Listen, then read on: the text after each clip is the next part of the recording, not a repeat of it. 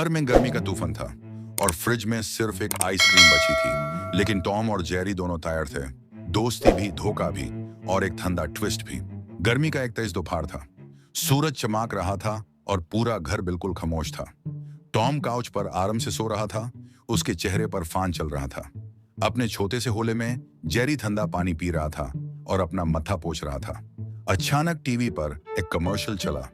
Introducing super choco chip ice cream, ठंडी, creamy और जबरदस्त मजेदार। जेरी की आंखें चमक उठी। उसके मुंह में पानी भर आया। मुझे यह आइसक्रीम चाहिए, उसने खुद से कहा। जेरी ने चुप करके झांका। टॉम अभी भी सोती सूरत में था। वो धीरे से किचन में गया और फ्रिज को देखा। जेरी मुस्कुरा दिया। बस जल्दी से लेके निकाल जाता हूं, टॉम को पता भी नहीं चलेगा। लेकिन जैसे ही जेरी ने फ्रिज का हैंडल छुआ, टॉम की आंखें खुल गईं। ये छोटा माउस कुछ करने वाला है, टॉम ने सोचा। टॉम तुरंत किचन में दौड़ा और फ्रिज के सामने गार्ड बन के खड़ा हो गया। अब असली गेम शुरू हुआ। जेरी ने हर तरीका ट्राई किया। उसने छोटी सी शेफ वाली टोपी पहनी और कुकिंग का नाटक किया, लेकिन टॉम ने नहीं माना। उसने गुब्बारे बंधे और हवा में उड़ता हुआ फ्रिज की तरफ गया। उसने होले से फ्रिज तक टनल बनाने की भी कोशिश की, लेकिन हर बार टॉम ने उसे रोका। कभी नेट से, कभी ट्रैप से और कभी सिर्फ अपनी दुम से। थाका हुआ और फ्रस्ट्रेटेड जेरी सोचने लगा। फिर उसके दिमाग में एक आइडिया आया। उसने एक ग्लास ठंडा दूध लाया और टॉम के पास रख दिया। साथ में एक छोटी सी नोट लिखी, दुनिया के सबसे अच्छे कट के लिए कोई ट्रिक नहीं, सिर्फ शुक्रिया। टॉम हैरान हुआ।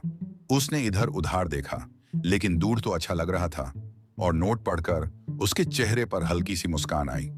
जब टॉम दूध पी रहा था, जेरी चुपके से फ्रिज की तरफ गया, लेकिन टॉम ने फिर भी उसे पकड़ लिया, रेड हैंडेड। इस बार टॉम ने गुस्सा नहीं किया, बल्कि स्मिर्क करके बोला, चलो डील करते हैं, आधा तुम्हारा आधा मेरा। जेरी शॉक में था, लेकिन खुशी भी हुई। टॉम ने फ्रिज खोला और वहां था वो बड़ा सा चॉकलेट चिप आइसक्रीम का टब। उसने 2 स्पून्स निकाले, एक बड़ा अपने लिए और एक छोटा जेरी के लिए।